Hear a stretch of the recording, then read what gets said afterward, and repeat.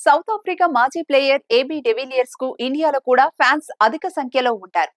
360 డిగ్రీల ఆట అనే పదం డెవిలియర్స్ ఆటను చూసి వర్ణించేవారు అనడంలో ఎలాంటి అతిశయోక్తి లేదు. ఐపీఎల్లో ఆడటం ద్వారా తను ఇండియన్స్ కు మరింత చేరువ అయ్యాడు. ముఖ్యంగా రాయల్ ఛాలెంజర్స్ బెంగళూరు తరఫున ఆడుతూ ఒక రేంజ్ కి చేరుకున్నారు. స్టార్ బ్యాటర్ విరాట్ కోహ్లీతో స్నేహం కూడా అతనిని ఎప్పుడూ లైవ్ టైంలోనే ఉంచింది. అయితే అతని ఐపీఎల్ కెరీర్ 2008లో ఢిల్లీ డేర్ డెవిలియర్స్ తో ప్రారంభమయ్యేది. అయితే ఆ జట్టుపై ఏబీ తాజాగా సంచలన వ్యాఖ్యలు చేశారు.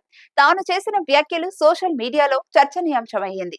తన కామెంట్లపై నెటిజన్లు చర్చలు చేస్తూ లైక్లు, కమెంట్లు చేస్తూ షేర్లతో హోరెత్తిస్తున్నారు.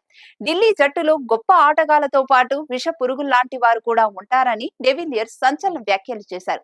తాను ఆ జట్టు తరఫున అంతగా రాణించకపోవడానికి కారణం అలాంటి వారేనని పేర్కొన్నారు. అయితే వారి పేర్లను మాత్రం బయటకు పెట్టలేదు. వాళ్లతో కలిసి ఆడడం చాలా బాధాకరంగా ఉండేదని పేర్కొన్నారు.